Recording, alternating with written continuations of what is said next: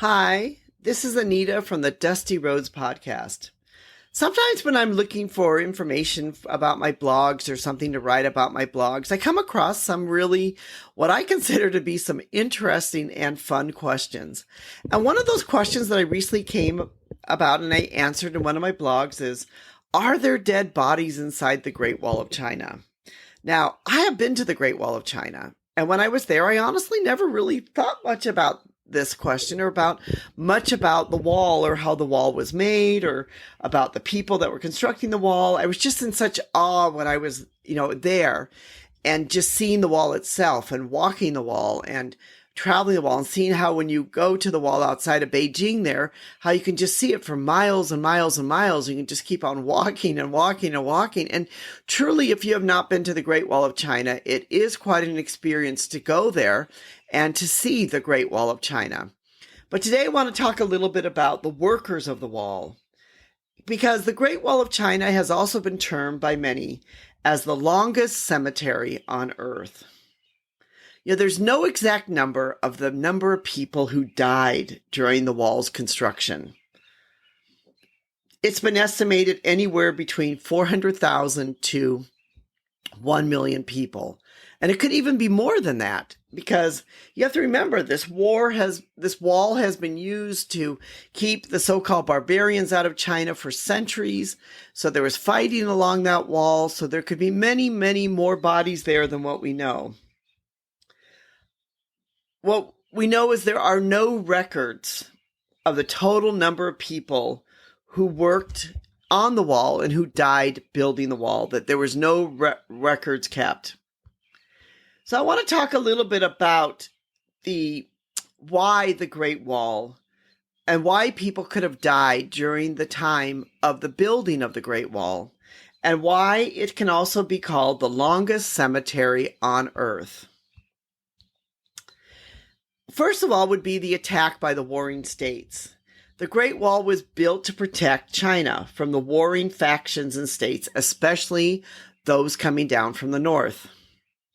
The building of the Great Wall did not stop these attacks, so many people would have died just simply trying to defend the wall.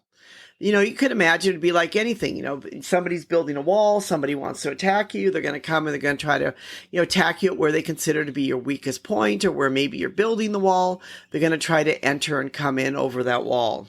So there would have been a lot of, deaths happening just by the defense of the wall itself. The other reason was that it was very, very poor working conditions. Would have been extremely challenging for those that were working on the wall. Many people would have died just from these very poor working conditions.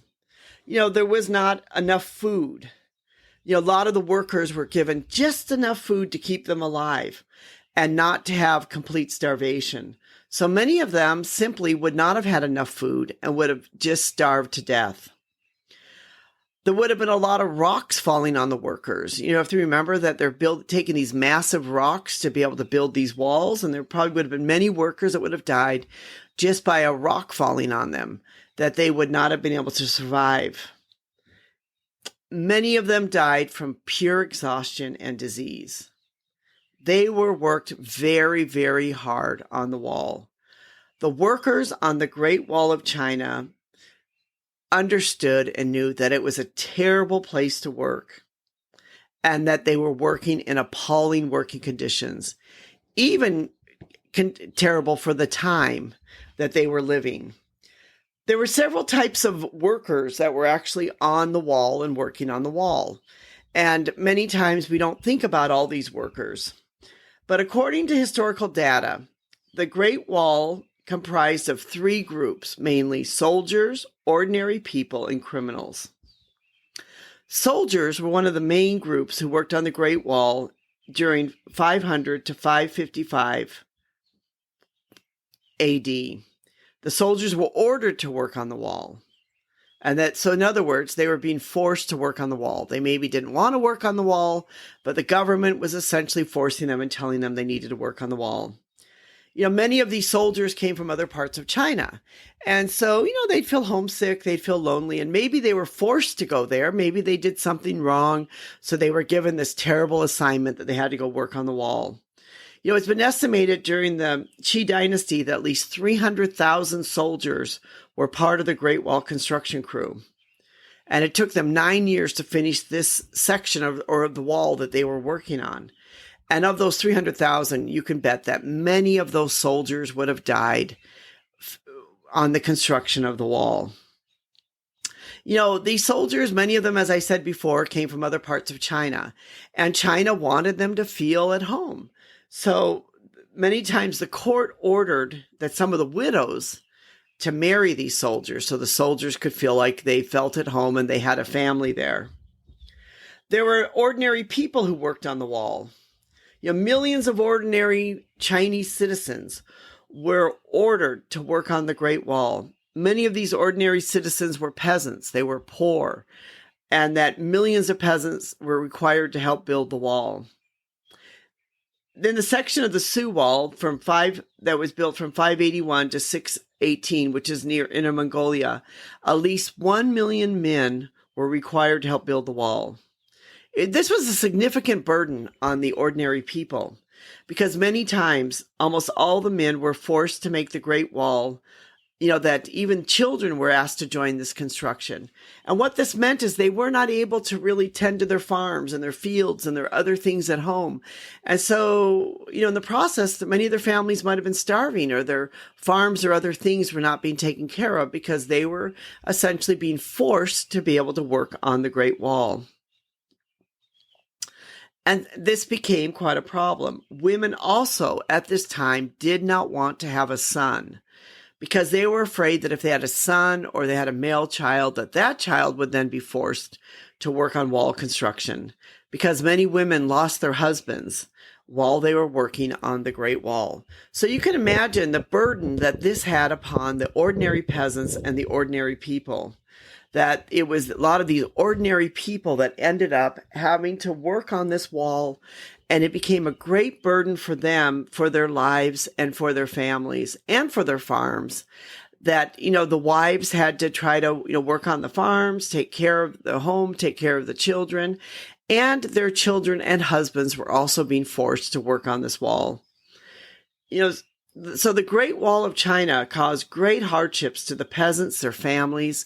There was famine, there was poverty, and there was many other issues going on that happened. So if you calculate the human cost of the Great Wall, it was not just the workers, but it was also their families that they left behind that made this wall extremely costly. And we have no record of how many of their families actually died of famine or starvation or other things because their husbands were working on the wall. The last group, which many people have heard about, is the criminals and how the criminals worked on the Great Wall of China. Many criminals were forced to work on the Great Wall. The labor was a punishment for them and their crimes. During the daytime, many of these criminals were ordered to take turns patrolling and guarding the wall. Then at night, they had to build the wall. They didn't get much sleep or much food. Many of them just died from pure exhaustion and hunger. And according to laws of the time, the criminals were required to serve at least 4 years of hard labor for the Great Wall of China. So many of the workers, would have just maybe have died there. Going back to the original question, are there dead bodies buried inside the wall?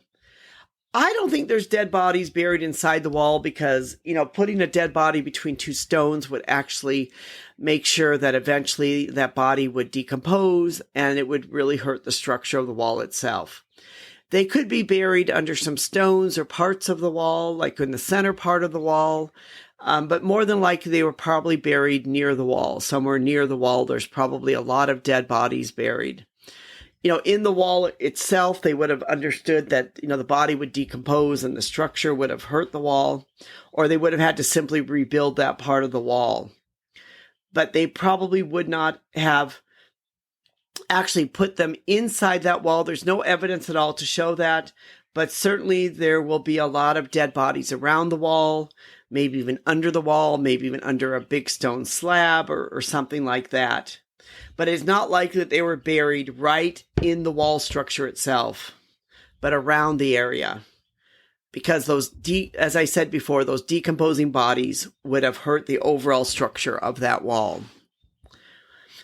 This is Anita from Dusty Roads podcast, and we hope that you've enjoyed this, that you will join our community, you will become part of our community, that you will check out our blog, A Bus on a Dusty Road, where we talk about all things to do about travel, the world, being a global citizen, history, because we really believe it's all about living your life as a global citizen. Thank you so much for listening. We truly do appreciate you and your support. We realize that without you, this would not be possible. Thank you so much.